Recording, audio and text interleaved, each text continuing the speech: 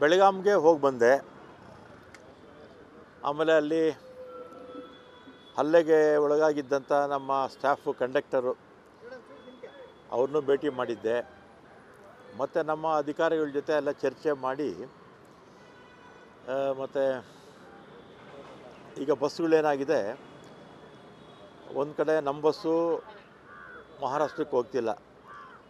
509 schedules ಇರುತ್ತೆ ಪ್ರತಿದಿನ.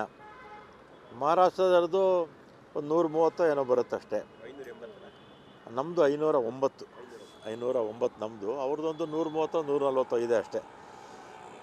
ಈಗ ಸಾರ್ವಜನಿಕರಿಗೂ ಕೂಡ ತೊಂದರೆ ಆಗ್ತಾಯಿದೆ. ಯಾಕಂದರೆ ಜನ ಆ ಕಡೆಯಿಂದ ಈ ಕಡೆ ಬರಬೇಕು, ನಮ್ಮವರು ಆ ಕಡೆ ಹೋಗಬೇಕು.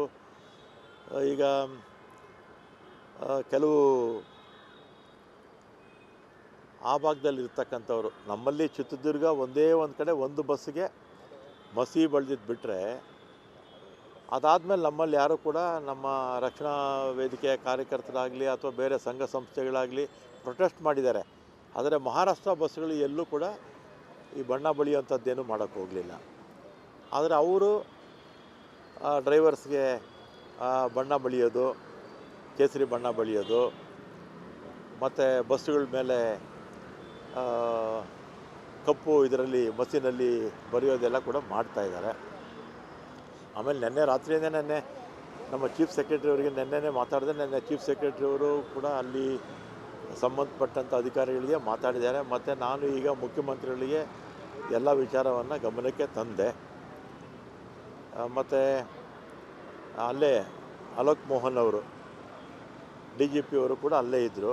ಮತ್ತು ಅವ್ರಿಗೂ ಕೂಡ CM ಇನ್ಸ್ಟ್ರಕ್ಷನ್ಸ್ ಕೊಟ್ಟರು, ಅಲ್ಲಿ ಮಹಾರಾಷ್ಟ್ರ DGP ಅವ್ರ ಹತ್ರ ಮಾತಾಡಿ ಅಂತ ಹೇಳಿದ್ದಾರೆ. ಮತ್ತು ಚೀಫ್ ಸೆಕ್ರೆಟರಿ ಅವ್ರಿಗೂ ನನ್ನ ಎದುರಲ್ಲೇ ಫೋನ್ ಮಾಡಿದ್ರು. ಅಲ್ಲಿಗೆ ಚೀಫ್ ಸೆಕ್ರೆಟರಿಗೂ ಮಾತಾಡಿ ನಮ್ಮ ಬಸ್ಸಸ್ಗೆ ಅವರು ಪ್ರೊಟೆಕ್ಷನ್ ಕೊಡಬೇಕು, ಅವ್ರ ಬಸ್ಸಸ್ಗೆ ನಾವು ಪ್ರೊಟೆಕ್ಷನ್ ಕೊಡಬೇಕು.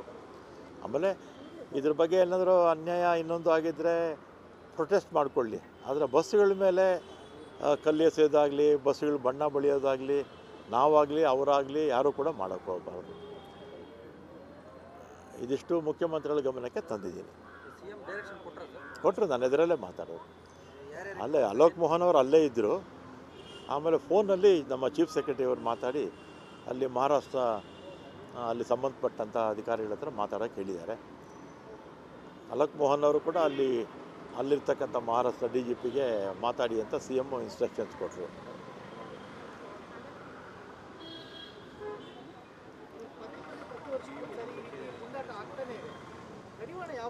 ಆಮೇಲೆ ವಿಚಾರ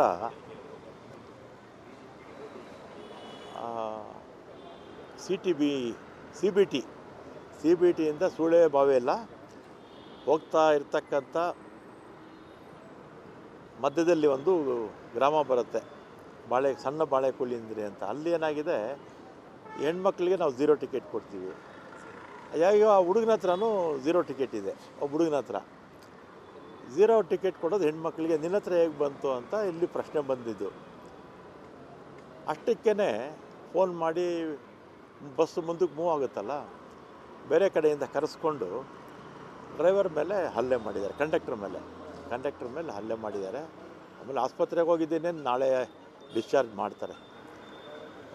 ಅಂದರೆ ಆಮೇಲೆ ಏನಾಗಿದೆ, ಒಂದು ಪೋಕ್ಸೋ ಕೋಸ್ ಕೊಟ್ಬಿಟ್ರು. ಇವತ್ತು ಘಟನೆ ಆಯಿತು, ನಾಳೆ ಅಂದರೆ ಒಂದಿನ ಲೇಟಾಗಿ ಪೋಕ್ಸೋ ಕೇಸ್ ಕೊಟ್ಟಿದ್ದು ಸ್ವಲ್ಪ ಗಾಬರಿ ಆಗಿತ್ತು ಯಾರಿಗೆ, ಕಂಡಕ್ಟ್ರಿಗೆ. ಆಮೇಲೆ ನಾವೆಲ್ಲ ಅದು ಕೂಡ ಧೈರ್ಯ ಹಿಡಿದೀವಿ. ಮತ್ತು ಅದನ್ನು ಕೂಡ ನಮ್ಮ DGP ಅವ್ರ ಗಮನಕ್ಕೆ, ಎಲ್ಲರ ಗಮನಕ್ಕೂ ತಂದಿದ್ದೀವಿ. ವಾಪಸ್ ತಗೊಂಡಿದ್ದಾರೆ ಸರ್. ಈಗ ಪೋಕ್ಸೋ ಕೇಸ್ನ ಕಂಡಕ್ಟರ್ ಮೇಲೆ ಇದ್ದು ವಾಪಸ್ ತಗೊಂಡಿದ್ದಾರೆ. ಅಲ್ಲ, ಏನೋ ವಿಡಿಯೋ ಹಾಕಿದಾರಂತೆ. ಈಗ DGP ಅವರು ಹೇಳ್ತಾಯಿದ್ರು. ನಾನು ಮೊನ್ನೆನೇ ಹೇಳಿದ್ನಲ್ಲ, ಇದು ಸುಳ್ಳು ಕೇಸು, ಆಫ್ಟರ್ ಥಾಟ್ ಈ ಗಲಾಟೆ ಆಯ್ತಲ್ಲ, ಅದಕ್ಕೆ ಒಂದು ಕೌಂಟ್ರ್ ಕೊಡಬೇಕು ಅಂತ ಈ ರೀತಿ ಯಾರೋ ಹೇಳ್ಕೊಟ್ಟು ಮಾಡಿಸಿದ್ರು. MES ಮೊದಲಿದ್ದಷ್ಟು ಪ್ರಬಲವಾಗಿಲ್ಲ ಈಗ. ಮೊದಲು 4-5 ಸೀಟು ಅಸೆಂಬ್ಲಿಗೆ ಗೆಲ್ಲೋರು. ಮತ್ತು MES ಮಹಾನಗರ ಪಾಲಿಕೆ, ಬೆಳಗಾವಿ ಮಹಾನಗರ ಪಾಲಿಕೆಯಲ್ಲಿ ಭಾಳ ವರ್ಷ ಅವರು ರೂಲ್ ಮಾಡಿದರು. ಈಗ ಒಬ್ಬ ಶಾಸಕರು ಕೂಡ ಗೆಲ್ತಿಲ್ಲ. ಮಹಾನಗರ ಪಾಲಿಕೆಯಲ್ಲೂ ಕೂಡ ಹೆಚ್ಚಿನ ಸದಸ್ಯರಿಲ್ಲ. ಅವ್ರ ವೋಟ್ ಬ್ಯಾಂಕೆಲ್ಲ ಹೋಗ್ಬಿಟ್ಟಿದೆ. ಆದರೂ ಇರ್ತಕ್ಕಂಥ ಕೆಲವರು ಈ ಥರದ್ದೆಲ್ಲ ಮಾಡ್ತಾಯಿರ್ತಾರೆ. ಇದಕ್ಕೆ ನಮ್ಮ ಪೊಲೀಸ್ ಇಲಾಖೆಯವರು ಸ್ವಲ್ಪ ಕಠಿಣ ಕ್ರಮ ತಗೋಬೇಕಷ್ಟೆ. ಅವ್ರು ಮಾಡಿದಂಥ ಈ ಥರ ಗುಂಡಾಗಿರಿ ಮಾಡಿದಾಗ ಕಠಿಣ ಕ್ರಮ ತಗೊಂಡ್ರೆ ಸಹಜವಾಗಿ ಹದ್ದೋಬಸ್ತು ಬಂದೇ ಬರುತ್ತೆ. ಅದು ನಮ್ಮ ಗೃಹ ಮಂತ್ರಿಗಳು ಆ ಕೆಲಸವನ್ನು ಮಾಡ್ತಾರೆ. ನಾನು ಮನವಿ ಮಾಡಿದ್ದೀನಿ. ಗೃಹ ಮಂತ್ರಿಗಳು ಈಗಾಗಲೇ ಎಲ್ಲರಿಗೂ ಇನ್ಸ್ಟ್ರಕ್ಷನ್ಸ್ ಕೊಟ್ಟಿದ್ದಾರೆ. ವಾಯುವ್ಯ ನಿಗಮಕ್ಕೆ ಅಧ್ಯಕ್ಷರು ರಾಜನ್ ಕಾಗೆ ಅವರು ಆ ಭಾಗದವರು ಅವರು ಆ ಘಟನೆಯನ್ನು ಖಂಡಿಸಿಲ್ಲ ಅಂತ ಹೇಳಿ ಒಂದಿಷ್ಟು ಆಕ್ಷೇಪಗಳಿದೆ ಸರ್. ಅಂದರೆ ಇಲ್ಲ, ಅವರೇನೋ ಊರಲ್ಲಿ ಇರಲಿಲ್ಲ ಅನಿಸುತ್ತೆ. ಸರ್ ಪರಿಸ್ಥಿತಿ ಹೇಗಿದೆ ಸರ್ ಈಗ? ಆಮೇಲೆ ಲಕ್ಷ್ಮೀ ಹೆಬ್ಬಾಳ್ಕರ್ ಅವರು ಅವರ ಆರೋಗ್ಯ ಸರಿ ಇರಲಿಲ್ಲ ಅಂತ ನಾನು ಮೀಟ್ ಮಾಡೋಕ್ಕೆ ಹೋದಾಗ ಭಾಳ ಸ್ಪಷ್ಟವಾಗಿ ಅವರು ಹೇಳಿದರು. ಮತ್ತು ಆವತ್ತೇ ಅವರು ಘಟನೆ ಆಗಿದ್ದ ದಿವಸನೇ ಪೋಕ್ಸೋ ಕೇಸು ಯಾವುದೇ ಕಾರಣಕ್ಕೂ ರಿಜಿಸ್ಟ್ರೇಷನ್ನು ಮಾಡಬಾರ್ದು, ಇದು ಸುಳ್ಳು ಅಂತ ಕೂಡ ಇನ್ಸ್ಟ್ರಕ್ಷನ್ಸ್ ಕೊಟ್ಟಿದ್ರು ಅವರು. ಆದರೂ ಕೂಡ ಅದನ್ನು ಮಾಡಿದರು. ಅಲ್ಲ ಸರ್, ಪರಿಸ್ಥಿತಿ ಹೇಗಿದೆ ಸರ್ ಈಗ ಅಲ್ಲಿ? ನಾರ್ಮಲ್ ಆಗಿದೆ. ಇಲ್ಲೇನಾಗುತ್ತೆ ಅಂದರೆ ಸಂಘಟನೆಗಳು ಕೆಲವರು ಪ್ರೊಟೆಸ್ಟ್ ಮಾಡ್ತಾರಲ್ಲ, ಆ ಕಡೆ ಸಂಘಟನೆಗಳು ನಮ್ಮ ಕಡೆ ಸಂಘಟನೆಗಳು ಪ್ರೊಟೆಸ್ಟ್ ಮಾಡ್ತಾರೆ. ಆದರೆ ನಾವು ಮಾಧ್ಯಮದಲ್ಲಿ ಇಲ್ಲಿ ನೋಡಿಕೊಂಡಷ್ಟು ಅಲ್ಲೇನು ಆ ಥರದ್ದು ಏನು ಗಾಬರಿ ಆಗುವಂಥದ್ದೇನೂ ಇಲ್ಲ. ರಾಜ್ಯದ ಬಸ್ಸುಗಳು ಮಹಾರಾಷ್ಟ್ರಕ್ಕೆ ಯಾವಾಗಿಂದ ಮತ್ತೆ ಈಗ ನಾನು ಮಾತು ಹೇಳಿದ್ನಲ್ಲ, ಮುಖ್ಯಮಂತ್ರಿಗಳು ಚೀಫ್ ಸೆಕ್ರೆಟರಿಗೂ ಹೇಳಿದ್ದಾರೆ, DG IG ಅವ್ರಿಗೂ ಕೂಡ ಹೇಳಿದ್ದಾರೆ. ಅವರು ಅವ್ರ ಹತ್ರ ಮಾತಾಡ್ತಾರೆ. ಅವ್ರ ಬಸ್ಸಸ್ಗೆ ನಾವು ಪ್ರೊಟೆಕ್ಷನ್ ಕೊಡಬೇಕು, ನಮ್ಮ ಬಸ್ಸಸ್ಗೆ ಅವ್ರು ಪ್ರೊಟೆಕ್ಷನ್ ಕೊಟ್ಟರೆ ಪ್ರಾರಂಭ ಆಗುತ್ತೆ ಬೇಗ. ಬೆಳಗಾಂಗೆ ಹೋಗಿ ಬಂದೆ. ಆಮೇಲೆ ಅಲ್ಲಿ ಹಲ್ಲೆಗೆ ಒಳಗಾಗಿದ್ದಂಥ ನಮ್ಮ ಸ್ಟಾಫು ಕಂಡಕ್ಟರು ಅವ್ರನ್ನೂ ಭೇಟಿ ಮಾಡಿದ್ದೆ. ಮತ್ತು ನಮ್ಮ ಅಧಿಕಾರಿಗಳ ಜೊತೆ ಎಲ್ಲ ಚರ್ಚೆ ಮಾಡಿ ಮತ್ತು ಈಗ ಬಸ್ಸುಗಳೇನಾಗಿದೆ, ಒಂದು ಕಡೆ ನಮ್ಮ ಬಸ್ಸು ಮಹಾರಾಷ್ಟ್ರಕ್ಕೆ ಹೋಗ್ತಿಲ್ಲ. 509 ಶೆಡ್ಯೂಲ್ಸ್ ಇರುತ್ತೆ ಪ್ರತಿದಿನ. ಮಹಾರಾಷ್ಟ್ರದವ್ರದ್ದು ಒಂದು 130 ಏನೋ ಬರುತ್ತಷ್ಟೇ. ನಮ್ಮದು 509 ನಮ್ಮದು, ಅವ್ರದ್ದೊಂದು 130 140 ಇದೆ ಅಷ್ಟೇ. ಈಗ ಸಾರ್ವಜನಿಕರಿಗೂ ಕೂಡ ತೊಂದರೆ ಆಗ್ತಾಯಿದೆ. ಯಾಕಂದರೆ ಜನ ಆ ಕಡೆಯಿಂದ ಈ ಕಡೆ ಬರಬೇಕು, ನಮ್ಮವರು ಆ ಕಡೆ ಹೋಗಬೇಕು. ಈಗ ಕೆಲವು ಆ ಭಾಗದಲ್ಲಿ ಇರ್ತಕ್ಕಂಥವ್ರು, ನಮ್ಮಲ್ಲಿ ಚಿತ್ರದುರ್ಗ ಒಂದೇ ಒಂದು ಕಡೆ ಒಂದು ಬಸ್ಸಿಗೆ ಮಸಿ ಬಳ್ದಿದ್ದು ಬಿಟ್ಟರೆ, ಅದಾದಮೇಲೆ ನಮ್ಮಲ್ಲಿ ಯಾರೂ ಕೂಡ ನಮ್ಮ ರಕ್ಷಣಾ ವೇದಿಕೆಯ ಕಾರ್ಯಕರ್ತರಾಗಲಿ ಅಥವಾ ಬೇರೆ ಸಂಘ ಸಂಸ್ಥೆಗಳಾಗಲಿ ಪ್ರೊಟೆಸ್ಟ್ ಮಾಡಿದ್ದಾರೆ. ಆದರೆ ಮಹಾರಾಷ್ಟ್ರ ಬಸ್ಸುಗಳು ಎಲ್ಲೂ ಕೂಡ ಈ ಬಣ್ಣ ಬಳಿಯುವಂಥದ್ದೇನು ಮಾಡೋಕ್ಕೆ ಹೋಗಲಿಲ್ಲ.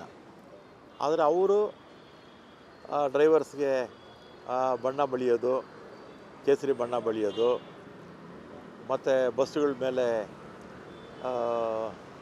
ಕಪ್ಪು ಇದರಲ್ಲಿ ಮಸಿನಲ್ಲಿ ಬರೆಯೋದೆಲ್ಲ ಕೂಡ ಮಾಡ್ತಾಯಿದ್ದಾರೆ. ಆಮೇಲೆ ನೆನ್ನೆ ರಾತ್ರಿಯಿಂದ ನಮ್ಮ ಚೀಫ್ ಸೆಕ್ರೆಟರಿ ಅವರಿಗೆ ನೆನ್ನೆನೇ ಮಾತಾಡಿದೆ. ನೆನ್ನೆ ಚೀಫ್ ಸೆಕ್ರೆಟರಿ ಅವರು ಕೂಡ ಅಲ್ಲಿ ಸಂಬಂಧಪಟ್ಟಂಥ ಅಧಿಕಾರಿಗಳಿಗೆ ಮಾತಾಡಿದ್ದಾರೆ. ಮತ್ತು ನಾನು ಈಗ ಮುಖ್ಯಮಂತ್ರಿಗಳಿಗೆ ಎಲ್ಲ ವಿಚಾರವನ್ನು ಗಮನಕ್ಕೆ ತಂದೆ. ಮತ್ತು ಅಲ್ಲೇ ಅಲೋಕ್ ಮೋಹನ್ ಅವರು DGP ಅವರು ಕೂಡ ಅಲ್ಲೇ ಇದ್ದರು.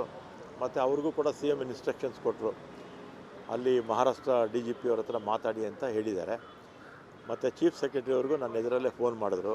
ಅಲ್ಲಿಗೆ ಚೀಫ್ ಸೆಕ್ರೆಟರಿಗೂ ಮಾತಾಡಿ ನಮ್ಮ ಬಸ್ಸಸ್ಗೆ ಅವರು ಪ್ರೊಟೆಕ್ಷನ್ ಕೊಡಬೇಕು, ಅವ್ರ ಬಸ್ಸಸ್ಗೆ ನಾವು ಪ್ರೊಟೆಕ್ಷನ್ ಕೊಡಬೇಕು. ಆಮೇಲೆ ಇದ್ರ ಬಗ್ಗೆ ಏನಾದರೂ ಅನ್ಯಾಯ ಇನ್ನೊಂದು ಆಗಿದ್ದರೆ ಪ್ರೊಟೆಸ್ಟ್ ಮಾಡಿಕೊಳ್ಳಿ. ಆದರೆ ಬಸ್ಸುಗಳ ಮೇಲೆ ಕಲ್ಲೆಸೆಯೋದಾಗಲಿ, ಬಸ್ಸುಗಳು ಬಣ್ಣ ಬಳಿಯೋದಾಗಲಿ ನಾವಾಗಲಿ ಅವರಾಗಲಿ ಯಾರೂ ಕೂಡ ಮಾಡೋಕ್ಕೆ ಹೋಗಬಾರ್ದು. ಇದಿಷ್ಟು ಮುಖ್ಯಮಂತ್ರಿಗಳ ಗಮನಕ್ಕೆ ತಂದಿದ್ದೀನಿ. ಕೊಟ್ಟರು, ನನ್ನ ಎದುರಲ್ಲೇ ಮಾತಾಡೋರು. ಅಲ್ಲೇ ಅಲೋಕ್ ಮೋಹನ್ ಅವರು ಅಲ್ಲೇ ಇದ್ದರು. ಆಮೇಲೆ ಫೋನಲ್ಲಿ ನಮ್ಮ ಚೀಫ್ ಸೆಕ್ರೆಟರಿ ಅವರು ಮಾತಾಡಿ ಅಲ್ಲಿ ಮಹಾರಾಷ್ಟ್ರ ಅಲ್ಲಿ ಸಂಬಂಧಪಟ್ಟಂಥ ಅಧಿಕಾರಿಗಳ ಹತ್ರ ಮಾತಾಡೋಕ್ಕೆ ಹೇಳಿದ್ದಾರೆ. ಅಲೋಕ್ ಮೋಹನ್ ಅವರು ಕೂಡ ಅಲ್ಲಿರ್ತಕ್ಕಂಥ ಮಹಾರಾಷ್ಟ್ರ DGPಗೆ ಮಾತಾಡಿ ಅಂತ CM ಇನ್ಸ್ಟ್ರಕ್ಷನ್ಸ್ ಕೊಟ್ಟರು.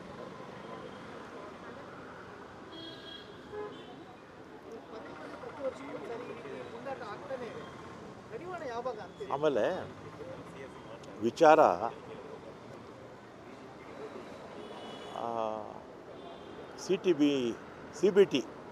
CBTಯಿಂದ ಸೂಳೆ ಬಾವಿ ಎಲ್ಲ ಹೋಗ್ತಾ ಇರ್ತಕ್ಕಂಥ ಮಧ್ಯದಲ್ಲಿ ಒಂದು ಗ್ರಾಮ ಬರುತ್ತೆ, ಸಣ್ಣ ಬಾಳೆಕುಳಿಂದ್ರಿ ಅಂತ. ಅಲ್ಲಿ ಏನಾಗಿದೆ, ಹೆಣ್ಮಕ್ಳಿಗೆ ನಾವು 0 ಟಿಕೆಟ್ ಕೊಡ್ತೀವಿ.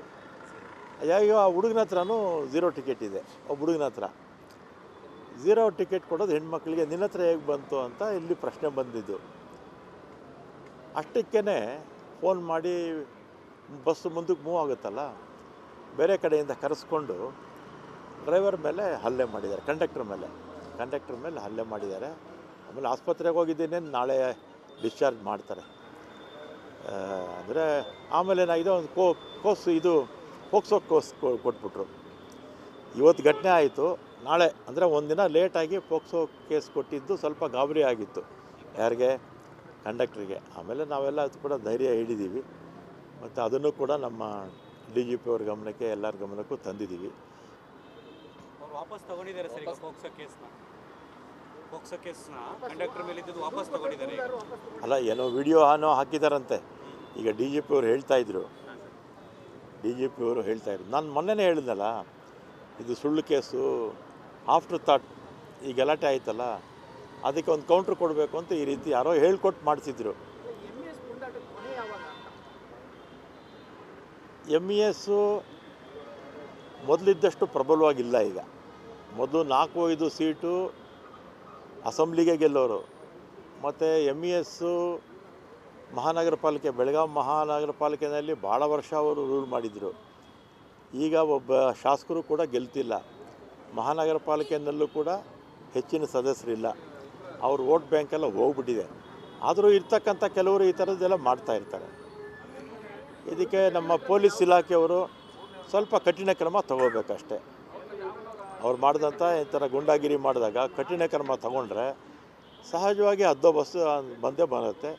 ಅದು ನಮ್ಮ ಗೃಹ ಮಂತ್ರಿಗಳು ಆ ಕೆಲಸವನ್ನು ಮಾಡ್ತಾರೆ. ನಾನು ಮನವಿ ಮಾಡಿದ್ದೀನಿ. ಗೃಹ ಮಂತ್ರಿಗಳು ಈಗಾಗಲೇ ಎಲ್ಲರಿಗೂ ಇನ್ಸ್ಟ್ರಕ್ಷನ್ಸ್ ಕೊಟ್ಟಿದ್ದಾರೆ. ಸರ್, ವಾಯುವ್ಯ ನಿಗಮಕ್ಕೆ ಅಧ್ಯಕ್ಷರು ರಾಜೀವ್ ಕಾಗೆ ಅವರು ಆ ಭಾಗದವರು, ಅವರು ಆ ಘಟನೆಯನ್ನು ಖಂಡಿಸಿಲ್ಲ ಅಂತ ಹೇಳಿ ಒಂದಿಷ್ಟು ಆಕ್ಷೇಪಗಳಿದೆ ಸರ್. ಅಂದರೆ ಇಲ್ಲ, ಅವರೇನೋ ಊರಲ್ಲಿ ಇರಲಿಲ್ಲ ಅನಿಸುತ್ತೆ. ಸರ್, ಪರಿಸ್ಥಿತಿ ಹೇಗಿದೆ ಸರ್ ಈಗ? ಆಮೇಲೆ ಲಕ್ಷ್ಮೀ ಹೆಬ್ಬಾಳ್ಕರ್ ಅವರು, ಅವ್ರ ಆರೋಗ್ಯ ಸರಿ ಇರಲಿಲ್ಲ ಅಂತ ನಾನು ಮೀಟ್ ಮಾಡೋಕ್ಕೆ ಹೋದಾಗ ಭಾಳ ಸ್ಪಷ್ಟವಾಗಿ ಅವರು ಹೇಳಿದರು. ಮತ್ತು ಆವತ್ತೇ ಅವರು ಘಟನೆ ಆಗಿದ್ದ ದಿವಸನೇ ಪೋಕ್ಸೋ ಕೇಸು ಯಾವುದೇ ಕಾರಣಕ್ಕೂ ರಿಜಿಸ್ಟ್ರೇಷನ್ನು ಮಾಡಬಾರ್ದು, ಇದು ಸುಳ್ಳು ಅಂತ ಕೂಡ ಇನ್ಸ್ಟ್ರಕ್ಷನ್ಸ್ ಕೊಟ್ಟಿದ್ರು ಅವರು. ಆದರೂ ಕೂಡ ಅದನ್ನು ಮಾಡಿದರು. ಅಲ್ಲ ಸರ್, ಪರಿಸ್ಥಿತಿ ಹೇಗಿದೆ ಸರ್ ಈಗ ಅಲ್ಲಿ? ನಾರ್ಮಲ್ ಆಗಿದೆ. ಇಲ್ಲೇನಾಗುತ್ತೆ ಅಂದರೆ, ಸಂಘಟನೆಗಳು ಕೆಲವರು ಪ್ರೊಟೆಸ್ಟ್ ಮಾಡ್ತಾರಲ್ಲ, ಆ ಕಡೆ ಸಂಘಟನೆಗಳು, ನಮ್ಮ ಕಡೆ ಸಂಘಟನೆಗಳು ಪ್ರೊಟೆಸ್ಟ್ ಮಾಡ್ತಾರೆ. ಆದರೆ ನಾವು ಮಾಧ್ಯಮದಲ್ಲಿ ಇಲ್ಲಿ ನೋಡಿಕೊಂಡಷ್ಟು ಅಲ್ಲೇನು ಆ ಥರದ್ದು ಏನೇನು ಗಾಬರಿ ಆಗುವಂಥದ್ದೇನೂ ಇಲ್ಲ. ರಾಜ್ಯದ ಬಸ್ಸುಗಳು ಮಹಾರಾಷ್ಟ್ರಕ್ಕೆ ಯಾವಾಗಿಂದ ಮತ್ತೆ ಹೋಗುವ? ಈಗ ನಾನು ಹೇಳಿದ್ನಲ್ಲ, ಮುಖ್ಯಮಂತ್ರಿಗಳು ಚೀಫ್ ಸೆಕ್ರೆಟರಿಗೂ ಹೇಳಿದ್ದಾರೆ, DG IG ಅವ್ರಿಗೂ ಕೂಡ ಹೇಳಿದ್ದಾರೆ. ಅವರು ಅವ್ರ ಹತ್ರ ಮಾತಾಡ್ತಾರೆ. ಅವ್ರ ಬಸ್ಸಸ್ಗೆ ನಾವು ಪ್ರೊಟೆಕ್ಷನ್ ಕೊಡಬೇಕು, ನಮ್ಮ ಬಸ್ಸಸ್ಗೆ ಅವ್ರು ಪ್ರೊಟೆಕ್ಷನ್ ಕೊಟ್ಟರೆ ಪ್ರಾರಂಭ ಆಗುತ್ತೆ ಬೇಗ.